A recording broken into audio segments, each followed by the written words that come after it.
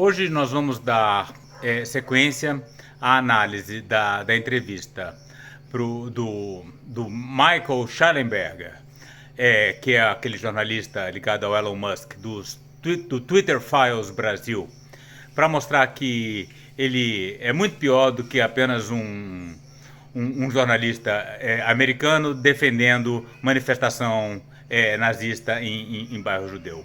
Ele é uma pessoa que se diz ambientalista e ataca fortemente o movimento ambientalista. No vídeo de hoje, ele faz fortes ataques covardes a Greta Thunberg. E nós estamos aqui para defendê-la, como fãs que somos dessa garota. Garota não, vamos fazer justiça dessa mulher, né? Porque Greta Thunberg já tem 21 anos. Então, muita gente tenta desqualificá-la como criança e manipulada, mas ela está muito longe de ser isso aí, como a gente vai ver agora na sequência no vídeo de hoje. Where does Greta Thunberg sit within this religion? Well, she's a late-stage entrant and a sort of Joan of Arc figure, sees herself as speaking on something that nobody cares about. I mean, she's actually a product of the dominant secular religion, climatism, which is the dominant religion of Western elites right now. It's everything we've been talking about. Those are the views of the European Union, of the Democratic Party in the United States, of every left and center-left party in the world. So she comes out basically just telling elites what they've already been saying, but accusing them of not being radical enough. Então esse Michael aí, que é Miguel em inglês, continua dando suas migueladas aí nessa entrevista bem fake.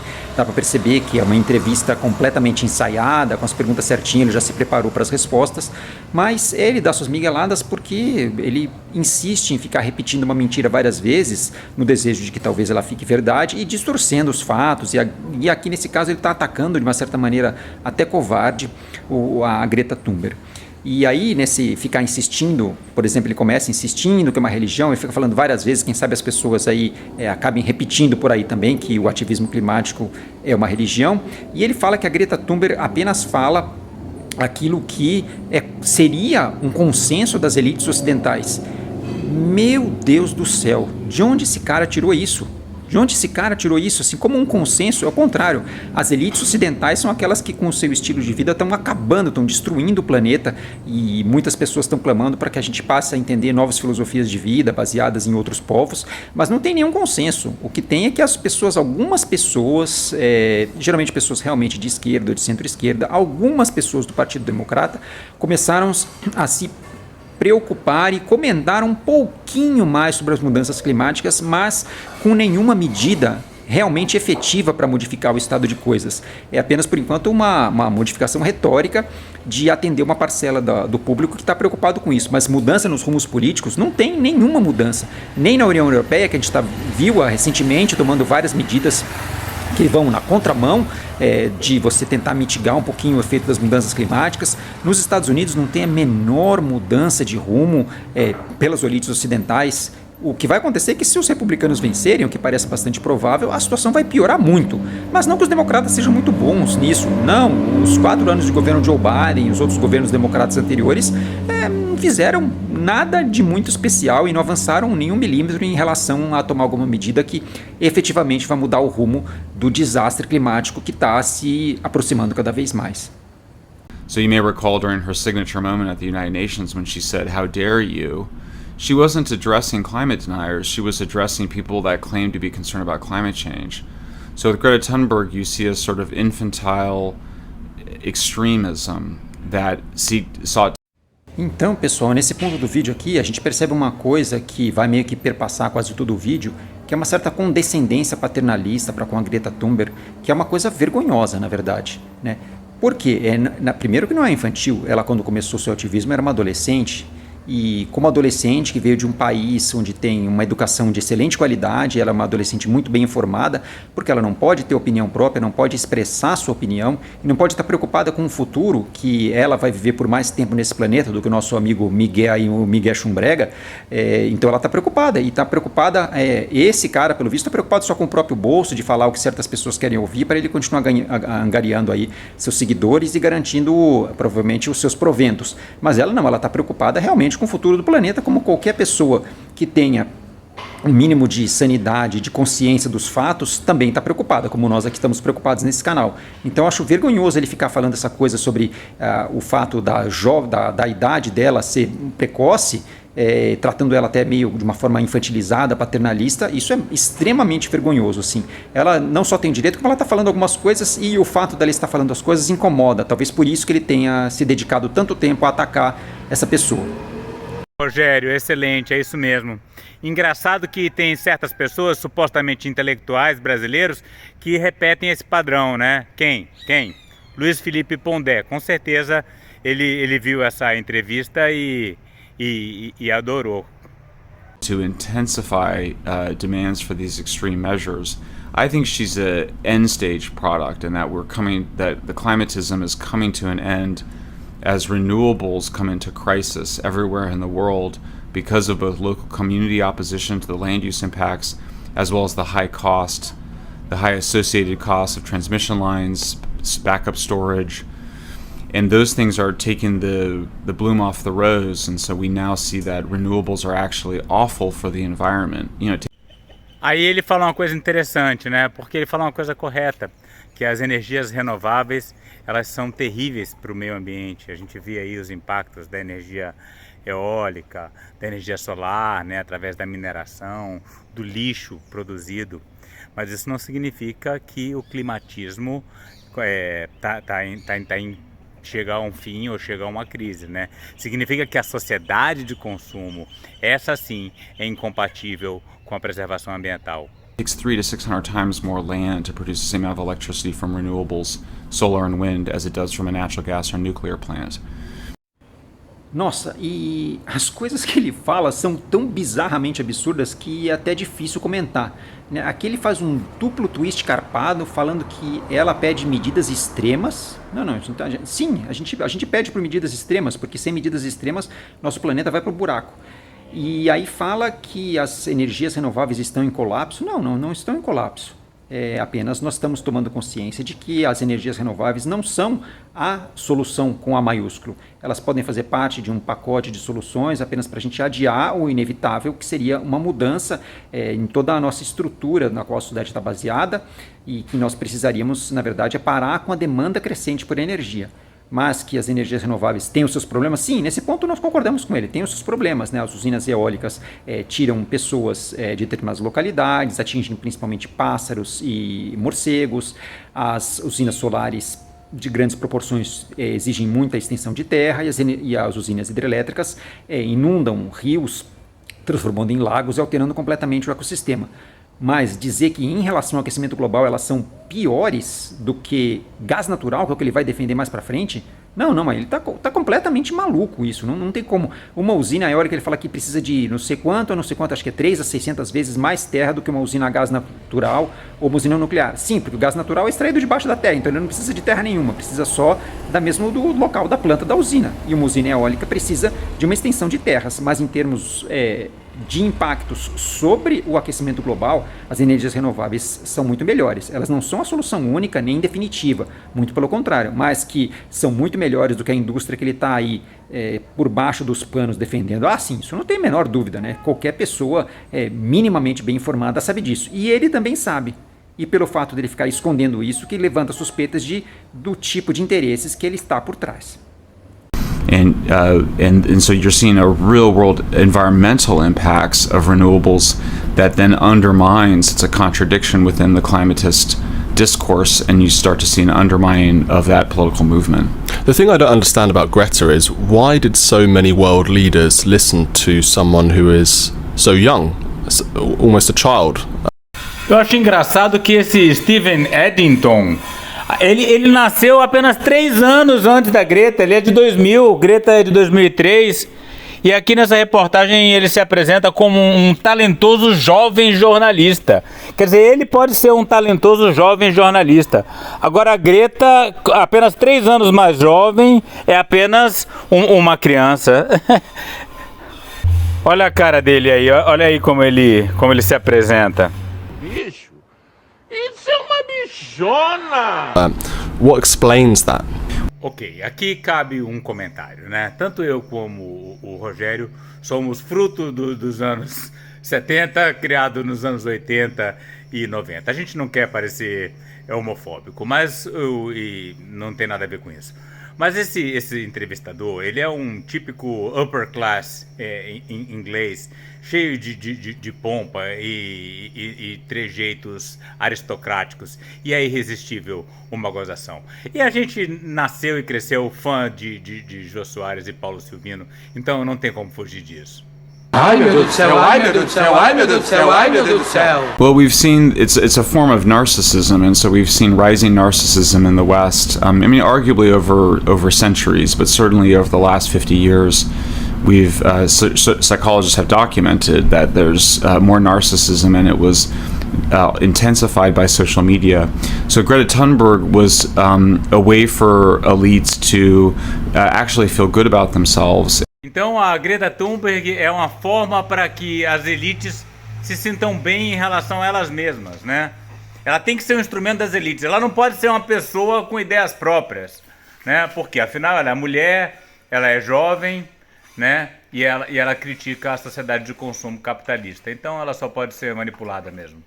And to you know, she was a sort of a mirror that elites held up to be told that their own extremist views were reflected back at them and that they were right. So there's efforts for people that, you know, and this is true on the left and the right, to seek reinforcement of their existing views. And so with Greta Thunberg, they got that reinforcement, plus they were then able to wield her as a weapon against their opponents.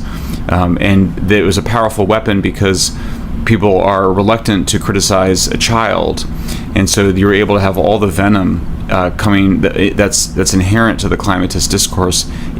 Então, para falar de veneno, ele fala do veneno, ele fala que o veneno vem do discurso climatista. O veneno vem da Greta, o veneno não é a produção industrial que está envenenando a atmosfera, o agro que está envenenando o campo, que está envenenando os rios. O veneno que esse cara tem para falar, esse jornalista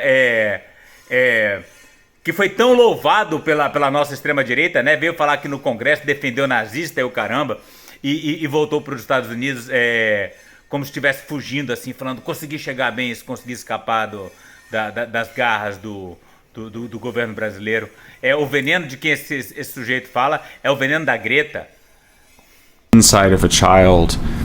That then anybody that attempted to respond was accused of you know, mistreating or being mean to a child, and indeed that's what occurred.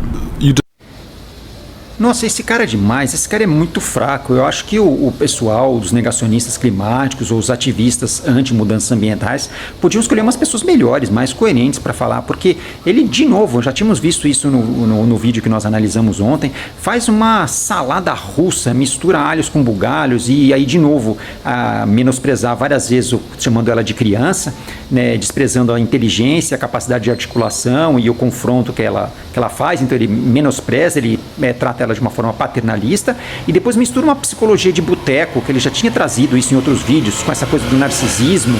Realmente é de chorar esse nível de argumentação. Describe this as a religion, but the irony is that they talk about science, and that's all they talk about is sort of rationalism and how 99% of scientists agree with us and therefore you must comply. How do you sort of reconcile those two things? Well, the use of climate science by climatist activists, the apocalyptic activists, is a kind of disinformation campaign. They are spreading disinformation, first and foremost on the notion that climate change is an apocalyptic threat rather than a gradual, incremental impact that we need to mitigate and adapt to. And so the corruption of the science is occurring really at every moment in it. I mean, there's now starting to see some of the corruption in the natural science, but mostly it occurs in the summary for policymakers and in the press releases and then in the statements made about the press releases, and then by the time it gets into media culture, it's been reduced, that just turned into something absolutely bonkers, really the opposite of what the data show. E quando eu achava que ele não podia se superar, ele se supera de novo. Eu não devia me surpreender com isso, porque, na verdade, esse pessoal da extrema-direita, e ele não consegue esconder muito bem que ele está alinhado com esse movimento de extrema-direita, é que eles não têm nenhum pudor, nenhuma vergonha de mentir, mas mente descaradamente, mente com a cara deslavada, assim. Primeiro, falando que tem os apocalípticos climáticos, eles estão fazendo uma campanha de desinformação. Não. É o senhor Miguel, que está fazendo essa campanha de desinformação completa. E como assim? Os dados mostram o oposto? Não, os dados são muito claríssimos hoje em dia. E essa questão do incremento gradual, sim, está havendo um incremento gradual da temperatura, mas que não para. Esse incremento não tem parado e tem se acelerado nos anos mais recentes, e os cientistas nos últimos anos, em 2023, já foram claríssimos em mostrar que nós estamos nos aproximando de vários pontos de não retorno, os famosos tipping points em inglês, ou seja, pontos onde nós podemos disparar mudanças irreversíveis e mais aceleradas, que vão elas em si fazer um feedback positivo e ampliar ainda mais as próprias mudanças climáticas e o efeito disso em vários sistemas globais, que nós já abordamos aqui em outros vídeos no canal. Então, ele que está promovendo uma campanha de desinformação, e o problema é que essa campanha nem tenta se embasar em algum dado científico, em alguma opinião diferente, ou você interpretar os dados de uma forma diferente. Não, ele apenas enuncia frases sem sentido, aleatórias, como se falar essas frases fossem transformar elas em verdade. Um absurdo completo. So in some sense, it's just a very clever disinformation campaign by apocalyptic activists who, if it weren't climate change, they would have something else. Certainly did overpopulation. But that word disinformation, it's quite a strong word, because it implies their intention is to purposely mislead people or disinform them. Why do you say that that's their intention, or do you say that that is their intention? I do, because I'll give you one example that's a recent example. There's different classes of scenarios that the IPCC produces in order to get some forecast of what the future could look like. And so you have multiple futures, so to speak, being imagined in these scenarios. The most apocalyptic scientists, who have a significant amount of control and influence with the IPCC, continue to demand to use a set of scenarios that are known as RCP 8.5, even though everybody knows perfectly well that there's no possibility of RCP 8.5 being used. I testified in front of the US Senate on this issue. Então, vamos lá, aqui temos mais uma manipulação bastante esperta da informação, nesse caso bem esperta do seu Michael Shellenberger, o nosso Miguel Chumbrega, que é uma tática muito usada, que é falar de uma coisa que poucas pessoas conhecem, apenas quem está mais envolvido na discussão das mudanças climáticas, para parecer que ele é um grande entendido do assunto, e como as pessoas normalmente não vão conferir essas informações, acabam comprando. Então vamos lá, primeiro, o que é esse RCP? Esse RCP 8.5 é um dos 4 cenários mais gerais que o IPCC tem usado em relação a emissões de carbono. Então ele é o caso mais extremo, ele pressupõe que nós continuamos a fazer o que eles chamam de business as usual, né? Os negócios como têm sido feitos, ou seja, geração de energia principalmente baseada no carvão. Pois é, o Rogério falou que são informações que quase todo mundo ignora, mas nós não somos todo mundo aqui no Ambiente Cidadania. Então eu estou aqui com o meu livro de ecologia preferido, aquele que eu uso com a turma, tentando dar foco nesse gráfico para falar para vocês sobre esses vários cenários. Então tá, aqui a gente tem a figura então com as emissões em gigatoneladas de carbono por ano, né? Tem as emissões históricas, são crescentes, e depois do momento atual, as emissões projetadas. Por isso que é uma bobagem quando ele fala eu acredito no IPCC, porque o IPCC modela tudo. Ele não diz como é que vai ser, ele diz o que é que acontece se acontecer isso, se acontecer aquilo. Então a gente tem vários cenários, né? Você vê que esse cenário 8.5 é o cenário em que as coisas continuam da forma como estão indo, né? Ele acha absurdo imaginar que as coisas vão continuar como estão indo, né? Aí você tem o cenário 6.0, 4.5, e você tem um cenário 2.6, que é o cenário mais otimista, aquele que supõe que em algum momento aí na segunda metade do século, a gente vai conseguir zerar as emissões de gás carbônico. Né? Então ele diz que é possível essa transição gradual e não catastrófica, assumindo que esse cenário 2.6 vai se tornar realidade. Agora, a gente tem algum motivo para acreditar que essa é a tendência? Eu não tenho. Agora uma nova figura do livro de ecologia do Begon, né, que mostra a evolução da temperatura do planeta, só que ele não bota todos os cenários, né, ele bota ênfase naquele business as usual, né, das coisas continuando como estão, e nesse cenário 2.6, né, até tem ali marcado aqui na direita os cenários intermediários, mas é natural que a gente ponha ênfase nesses dois cenários extremos. Agora aqui vocês estão vendo duas projeções de dois parâmetros, né? Temperatura e pluviosidade vezes dois cenários de emissão de gás carbônico. O cenário mais otimista e o cenário e o pior cenário, né? Alguém pode dizer que é o mais pessimista ou o mais realista, porque ele supõe que não haverá mudanças na trajetória. E eu não estou vendo mudança significativa. Então vamos primeiro examinar os dois de cima, que são a temperatura, né? Vocês veem que mesmo no cenário mais otimista, a gente ainda tem uma projeção de aumento substancial de temperatura aqui na Amazônia, é algo entre 1 e 1,5 até o final do século. Isso no cenário mais otimista. Como é que você vai acreditar? A gente já está há um ano com a temperatura 1,5 grau acima dos níveis pré-industriais. Então, como é que você vai acreditar que esse cenário vai ser vigente no final do século? Eu não acredito. Eu acho muito mais fácil acreditar nesse outro cenário da direita, apocalíptico. E na parte de baixo da figura, a gente vê mudanças de pluviosidade. Ou seja, a tendência é que a Amazônia se torne mais quente e mais seca, ou seja, mais sujeita a incêndios florestais. Embora, e tem bastante debate sobre se esse é o melhor cenário, um cenário um pouquinho mais abaixo, onde você já tem uma mudança para algumas fontes renováveis de energia. E embora haja esse debate, alguns autores realmente acham que ele é um cenário um pouco exagerado, alguns autores acham que ele é um cenário realista, considerando que nós podemos ter a redução das emissões de carbono por fontes de carvão mineral, mas nós podemos ter substituição por outras emissões de carbono vindas de outras fontes, inclusive o gás natural, que o nosso Michael aí vai defender daqui a pouquinho. E há alguns cientistas ainda que acham que esse cenário é otimista, ou seja, nós podemos ter uma situação pior do que esse cenário de 8.5, por quê?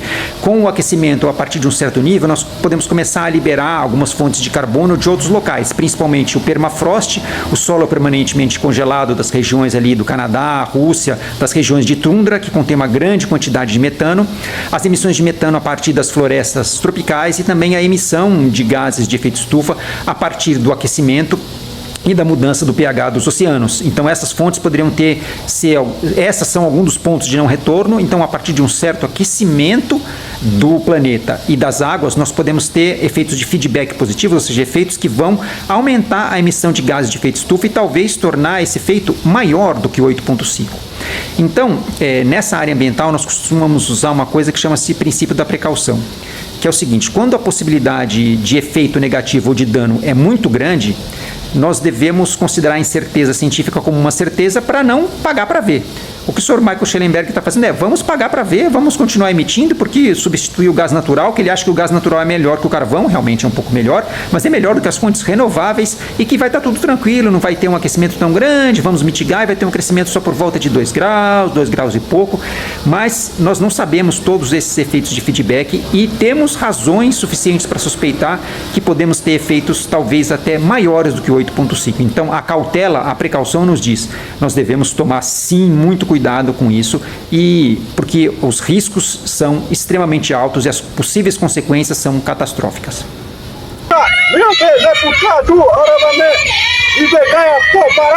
Para saber mais e participar dessa luta radical pelos povos indígenas, a floresta tropical e a biodiversidade de modo geral, inscreva-se no canal, deixe seu like e comentário.